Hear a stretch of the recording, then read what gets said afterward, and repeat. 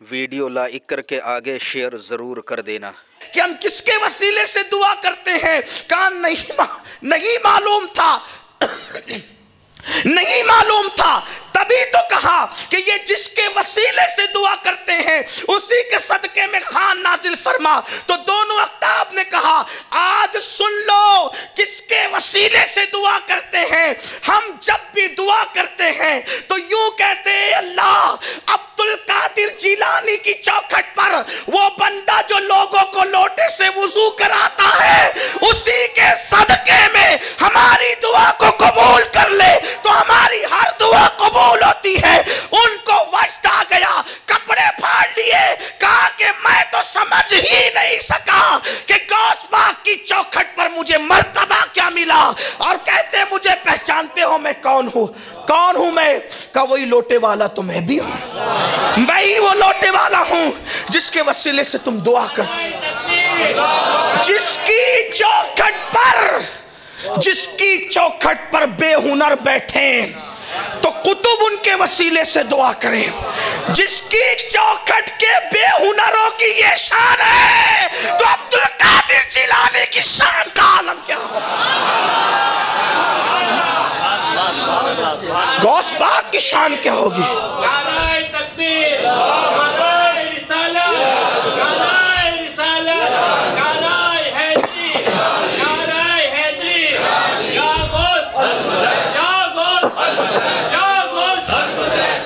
वल्लाह मैं तो गौस पाक की चौखट में बैठने वाले कुत्ते को भी बेहुनर नहीं मानता, लेकिन सिर्फ चूंकि उन्होंने ये बात नकल की थी तो मैंने बयान कर दी कि मुझे कुछ नहीं आता। वरना अल्लाह की इज्जत की कसम उनकी चौखट पे बैठने वाला कुत्ता भी बेहुनर नहीं होता। हाँ, वक्त के बड़े बड़े असफिया जिनके कुत्तों के कदमों पे जान कुर्बान करने की बात करें, जिनसे निस्बत कायम करने की बात करें, वो गौसुल आजम की चौखट है। बात कादरियत की चल रही थी, गौस पाक की शान की चल रही थी। अब समझे आप जो चौखट पे बैठे उनकी ये शान है। गौस पाक की शान क्या है ज़रा वो देख लें। एक मकाम विलायत में मुख्दा मकाम मुख्दा, उलमा जानते हैं जो तसव्वुफ पढ़ते पढ़ाते हैं उन्हें पता है। मुख्दा मकाम ये उम्मत के किसी वली को नहीं मिला सिवाय गौसुल आज़म दस्तगीर के। ये सिर्फ उन्हीं की शान है। मुख्दा मकाम मुख्दा। अगर अल्लाह ने तौफीक दी, अगर गौस पाक का करम रहा तो अभी आपको बात समझ में आएगी। ये मुख्दा मकाम क्या है। गौस पाक के एक मुरीद थे, सफ़र में थे, सफ़र करते करते तफसोंज पहुँचे तो ख़याल था, पहले के लोगों का ख़याल था, बल्कि तरीक़ा यही है, सफ़र का तरीक़ा हमारे बुज़ुर्गों ने ये बयान किया, जब किसी सफ़र में जाओ, किसी शहर में जाओ तो उस शहर के जो औलिया अल्लाह ज़मीन के नीचे आराम है, अगर वक्त हो तो किसी की बारगाह में हाज़िरी दो। जो उलमा और अल्लाह वाले ज़मीन के ऊपर है उनसे मुलाकात करो। ये मैं लताइफ़ अशरफ़ी से पढ़ रहा हूँ, सफ़र के आदाब, सैयदना मखदूम अशरफ जहांगीर समनानी के मलफूज़ात से। आदाब सफ़र ये है कि ज़मीन के अंदर जो है उनकी ज़ियारत करो, जो ज़मीन के ऊपर है उनकी ज़ियारत करो, उलमा को और औलिया को नज़र पेश करो, उनकी दीदार से दिल ज़िंदे होते हैं। ये आदाब सफ़र है।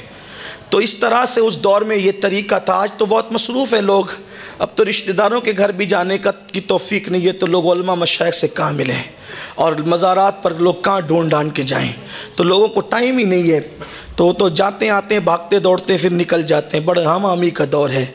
लेकिन एक तरीक़ा बता देता हूँ, अगर किसी शहर में जाकर वहाँ के औलिया की बारगाह में हाज़िरी ना दे सको तो कम से कम उनका इतना हक़ है कि इतना कर लिया करो कि जैसे शहर में दाखिल हो एक बार सूरह फातिहा 3 बार कुल अल्लाह पढ़कर उस शहर के सारे औलिया अल्लाह, सारे उलमा, सारी अवाम अहले सुन्नत को इसाले सवाब कर दिया करो। तो कम से कम इतना तो होगा कि जाए बगैर आपकी हाज़िरी लग जाएगी, जाए बगैर आपकी हाज़िरी लग जाएगी। और इस अमल की बरकत से बात ये होगी कि उस शहर में कभी कोई आपको जलील नहीं कर सकेगा, क्योंकि जब आप ये काम करेंगे तो फिर औलिया की तवज्जो आपकी तरफ होगी और उनकी रूहानी ताकत आपके साथ होगी, फिर आप वहाँ जलील नहीं हो सकेंगे। इस अमल को आप ख़ास याद रखना, बड़ी बरकतें इस अमल की जा सकते। नहीं जा सकते हो तो इसाले सवाब तो कहीं से भी पहुंच जाता है। मेरे प्यारे आका सल्लल्लाहु अलैहि वसल्लम के दीवानों, तो वो गौस पाक के मुरीद थे, सफ़र में थे, सोचा कि यहाँ पर एक बहुत बड़े शेख रहते हैं, शेख अब्दुल रहमान तफसोंजी, तो उनकी महफिल में वो चले गए। अब महफिल में गए तो महफिल में सब मुरीद ही मुरीद थे। अब मुरीदों में जब आदमी बात करता है तो फिर उसका लहजा अलग होता है। कोई कितना भी नेक हो, अल्लाह वाला हो, अपनों में बात का लहजा ही अलग होता है। जैसे हम लोग जब अपनों में गुफ्तगू करते हैं तो फिर कोई दलील ही नहीं पढ़ते, लेकिन जब पता चलता है कि कुछ दलील भी महफिल में शामिल है तो मजबूरन फिर कुछ दलीलें भी पढ़ देनी पड़ती है, क्योंकि भाई ये तो आई हैं जो है वो नक्श निकालने के लिए, ऐब ढूंढने के लिए, लेकिन अहले अकीदत में कोई दलील की ज़रूरत नहीं होती। अपनों में अपनी तरह बात की जाती है, फिर अपनों में अपनायत होती है। वो उन्होंने समझा सब मुरीद है, कहने लगे मुझे पहचानते हो, मैं कौन हो, मेरी शान क्या है, मेरे मुरीदों तुम्हें पता है? तो सब चुप थे। फरमाया जैसे परिंदों में बाज की शान होती है, उकाब की, शाहीन की शान होती है, वैसे वलियों में मेरी शान है। अब थोड़ा सा मैं आपका वक्त लूँगा गुफ्तगू आगे बढ़ाने से पहले कि ये जो बाज होता है ना, बाज जिसको ईगल भी आप कहते हैं, शाहीन भी कहते हैं, उकाब भी कहते हैं, ये जो बाज है ये परिंदों की दुनिया का सरदार है। इसीलिए इकबाल जैसे मुफक्किर की पूरी शायरी उसी ईगल के इर्द गिर्द घूमती है। और इकबाल जो है वो जब भी नौजवान मुसलमानों को मुखातिब करते हैं तो उकाब और शाहीन कह करके मुखातिब करते हैं, इसलिए कि ये परिंदों का बादशाह है, राजा है परिंदों का, इसकी ख़ास शान है।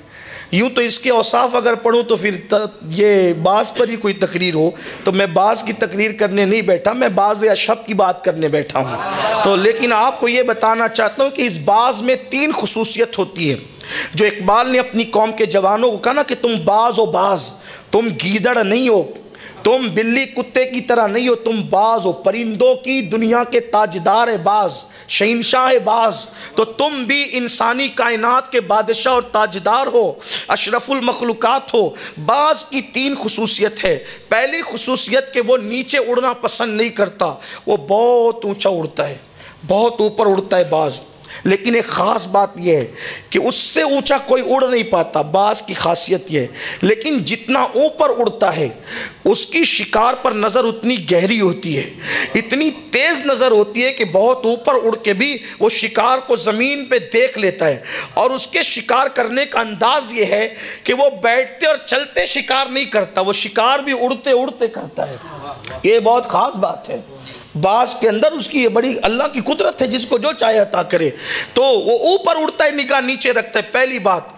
दूसरी बात, वो इतना बागैरत है बाज़ कि कभी बचा कुचा शिकार नहीं खाता, यानी इसने कर दिया उसने कर दिया तो परिंदे दरिंदे वो मुर्दार नहीं खाता, उसको भूख कितनी लगे भूखा रहना पसंद है, लेकिन किसी का बचा कुचा खाना उसको पसंद नहीं है, वो खुद शिकार करके खाता है। इकबाल अपने जवानों को पैगाम देते, तुम भी उकाब हो, बचा कुचा खाने की आदत मत डालो, खुद शिकार करके खाया करो। बाप के माल पे कब तक खाते रहोगे, ज़रा अपनी भी दुनिया बनाओ, ज़रा अपना भी नशेमन बनाओ।